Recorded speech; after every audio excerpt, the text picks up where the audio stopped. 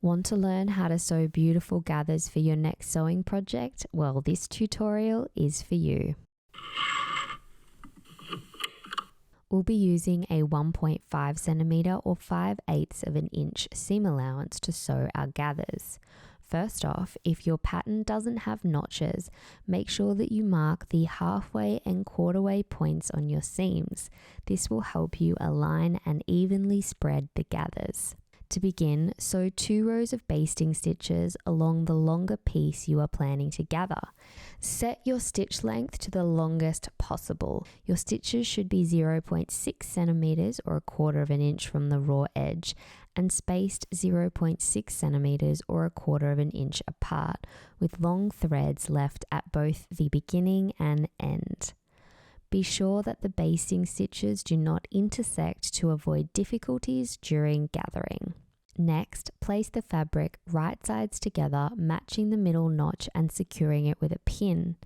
Then pull gently on the top 2 basting threads to slide the fabric along the threads and create your gathers. Keep adjusting the gathers until the halfway and quarter-way marks align and the longer piece of fabric lays flat against the shorter one. Make sure your gathers are distributed evenly in each section, adding pins as necessary to hold everything in place.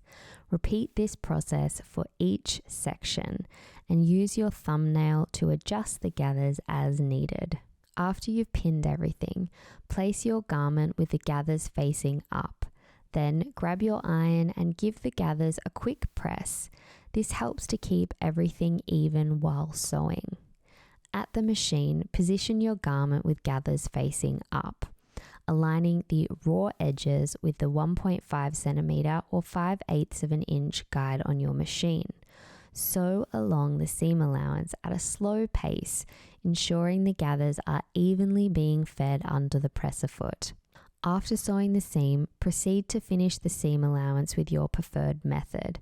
You might opt for a single overlock or another type of seam finish. In this tutorial, we've utilized an overcast stitch with the black thread on one side and an overlock stitch with white thread on the other side. You can see both options work well. For those without an overlocker or maybe even an overcast foot, we've linked a tutorial showcasing different seam finish options below, including a dedicated tutorial on finalizing gathers with the French seam. Once sewn with the wrong side facing up, press the seam allowance upward. Then turn your garment right side up and press up towards the seam. Then turn your garment right side up and press the frill up to the seam line.